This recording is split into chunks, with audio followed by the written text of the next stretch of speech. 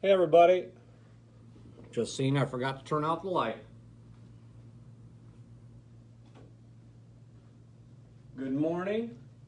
Today's live stream is all about God and music. There's a big topic, huh?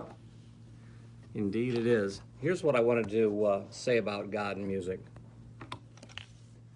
That we have the opportunity, not just with sacred music, but with all music, all time, including pop music, and maybe even especially pop music, to see it as an opportunity of bridging earth and heaven.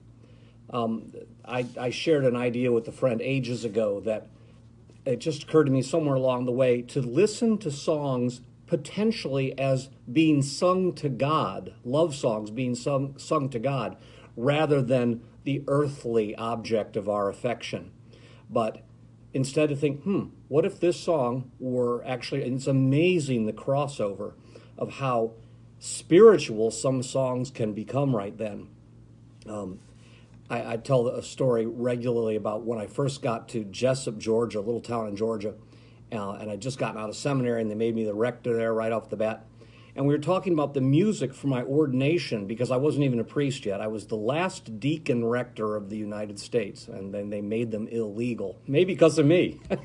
Anyway, so I was there about 8 weeks before I got priested, and at my ordination, we were talking about every single detail. And they said, well, about musically, I said, well, the biggest, weirdest thing I would want is if we could somehow play Stevie Wonder's Signed, Sealed, Delivered at my ordination. And before I even finished the sentence, head started shaking. Like, that's not going to work for a lot of reasons. Because one, we never use recorded music here. And two, that's not a sacred song. It's not in any of the four approved Episcopal hymnals. And I thought, that's too bad.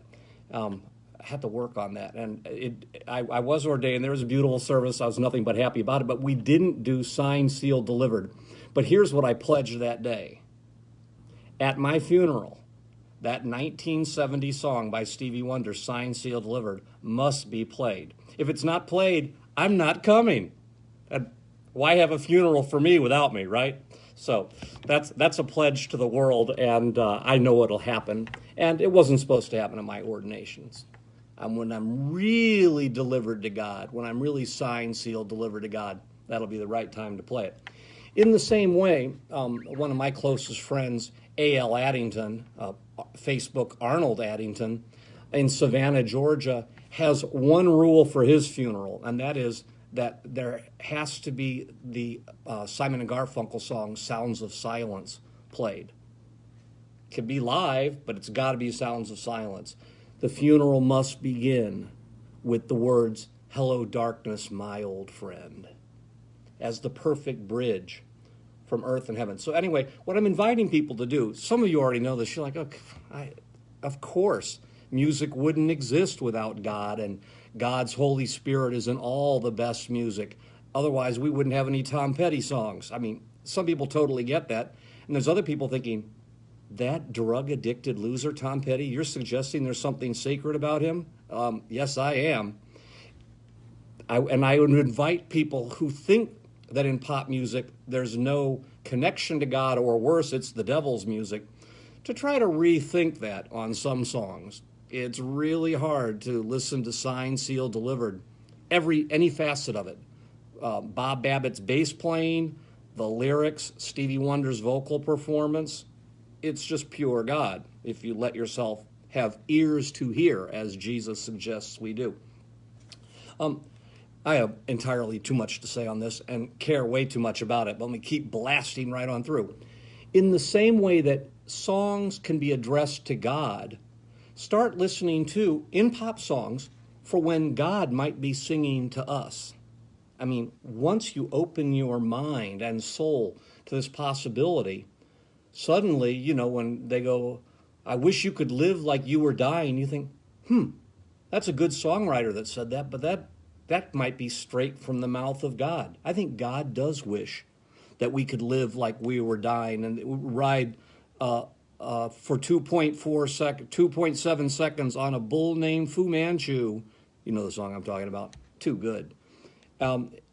Lots of songs. Oh, there's another one. The Leanne Womack song of I Hope You Dance. We all know that song, right? It was a gigantic hit. You still hear it sometimes pop up on mainstream country playlists.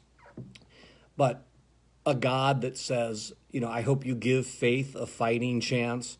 And when you have a chance to sit it out or dance, I hope you dance. What if we explicitly say, that's God talking to me right now? That invitation would be even more powerful. When we're like, I could sit it out or dance, I'm going to dance. And anyway, you just start getting in the habit of looking for God in pop music, and pop music can become a rounder, deeper, fuller, more faith-feeding and faith-lifting experience. And if you have a little bit of resistance, you think, I don't actually want God in my pop music.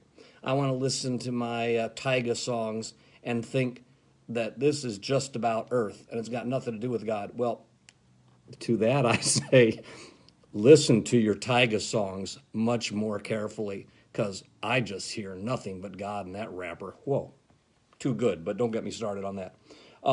Just made another one. Oh, yeah, country fans.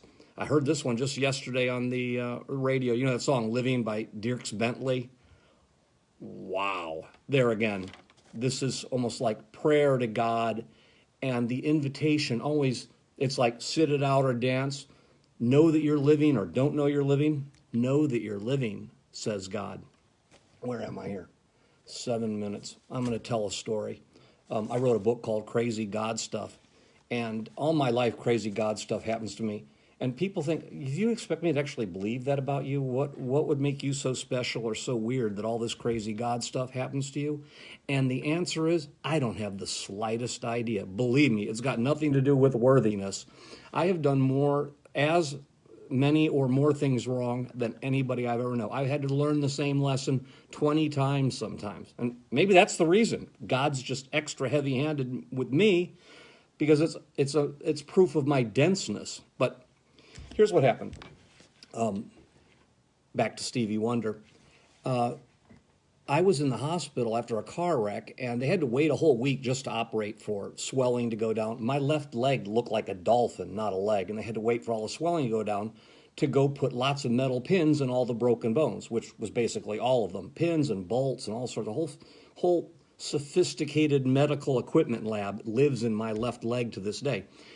And on the day of the surgery, my younger daughter was particularly concerned. I said, Sophia, this is a walk in the park. Are you kidding? This is compared to everything that happened 1 week ago when I was in the car wreck. This is just routine. I've had lots of surgeries. Don't worry about it. But she was worried about it. And at the time, she was working at a psychiatrist's office who happens to be the most expensive psychiatrist to the stars. And, of course, you can't name any of their names. I can name one, however. When Kanye West got to the UCLA Medical Hospital, the diagnosis was so impossible they had to call in Dr. Sajay, one of her 9 psychiatrist bosses. And that was the kind of person that would show up at this $1,000 an hour psychiatrist. And of course, all the people there had non-disclosure agreements that my daughter could never tell me any of the names of all the customers, knowing that I knew 90% of the names of the patients at this psychiatrist.